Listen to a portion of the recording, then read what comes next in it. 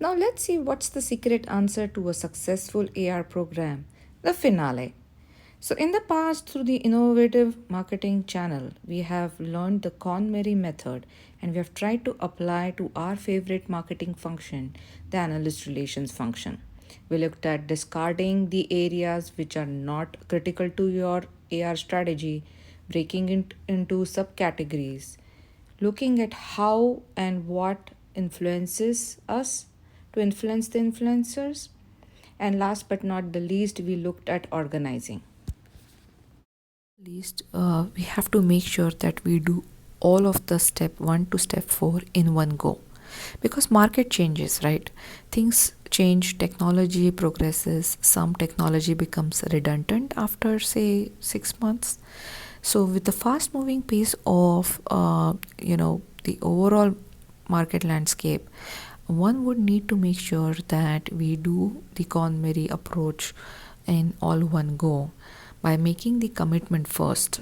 Setting aside time to continue building on this exercise is very important.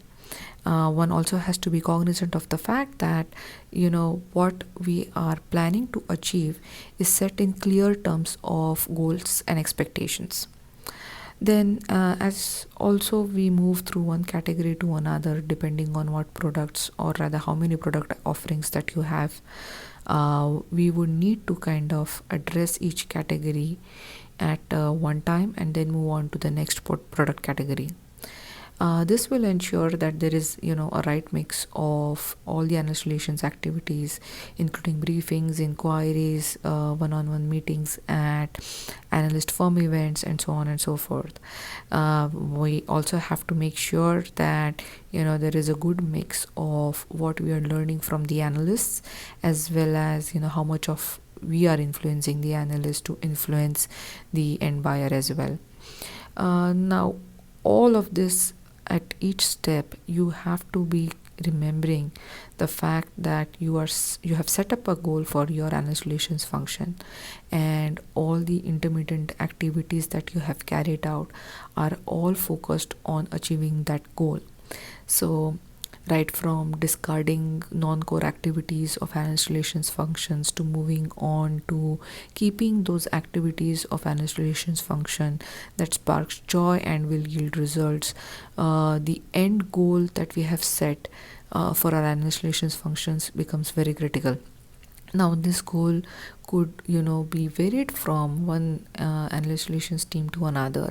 One would want to achieve a leadership position in prominent research reports, while as some would be focused on building a good sales pipeline, basis what recognition your company has received for your product offerings. Other teams could also simply look at gaining intelligence from these analysts. So the end goal, as I said, is going to be very critical to guide you through this entire exercise. Now, that being said, this was just a snapshot of what could possibly be done using the KonM-AR-i, and when I say KonM-AR-i, it's KonM-AR-i specific to analyst relations. And we can discuss this in my upcoming videos as well, but to give you a brief, this could be a good approach to look at your existing analyst relations function. At the same time, for new teams that are setting up their analyst relations program, this could be a good first exercise as well to help you plan the future months that come ahead. And more information, if required, on the KonM-AR-i method in general, you can find it at konm-ari.com. Do let me know if you have any specific questions as to which step would require what kind of special attention, and I will be happy to share those details with you. Remember, this is Mark, and we are trying to discuss the best practices and the varied questions that comes to analyst relations as a marketing function. Speak to you soon, guys. Bye bye. Take care.